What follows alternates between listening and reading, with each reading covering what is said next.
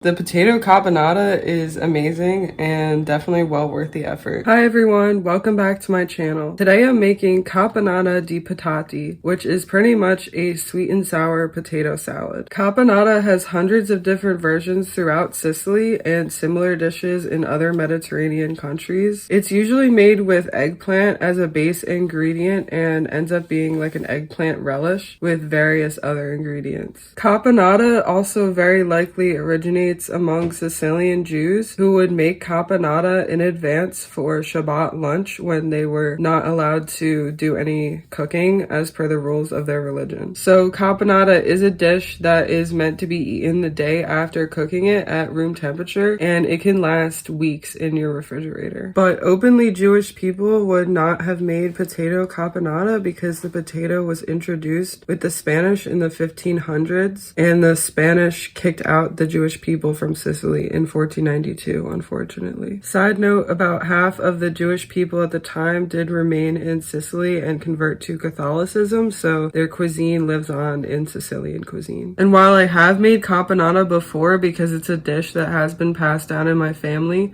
the version I'm making today is really different, especially because it uses potatoes instead of eggplant. These are all of the ingredients for the Caponata di Patati. Note that this is a 1/4 cup of white vinegar. These are capers and salt. And one of the recipes I found for this dish does include pine nuts, but I don't have pine nuts at the moment, so I won't be using them. The first step is to chop up the potato into small pieces and the celery. And while I'm busy chopping the vegetables, I'm boiling a pot of salted water. The water is almost boiling, and I'm going to boil the potatoes for 5 minutes. Then I'm removing the potatoes from the water, and I'm just gonna let them dry on this towel. I'm also going to reserve some of the potato water and then bring it back to a boil for the celery. Now I'm going to boil the celery also for 5 minutes. And while the celery is boiling, I am chopping the onion.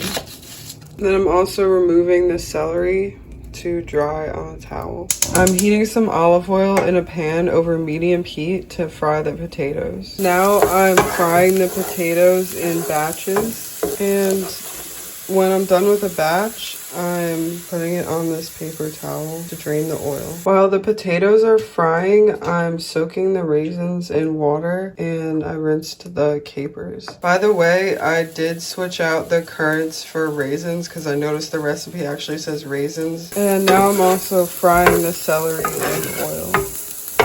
And now I'm sauteing the onion in some olive oil. Now that the onion is sauteed, I'm adding back in the other ingredients, including the celery, the olives, the capers, the raisins, 1/4 cup of white vinegar, 4 tablespoons of sugar, 12 tablespoons of tomato passata, and then some salt and pepper. And I almost forgot some of the potato water, as well as a little bit of the celery potato water. Just stirring it all up.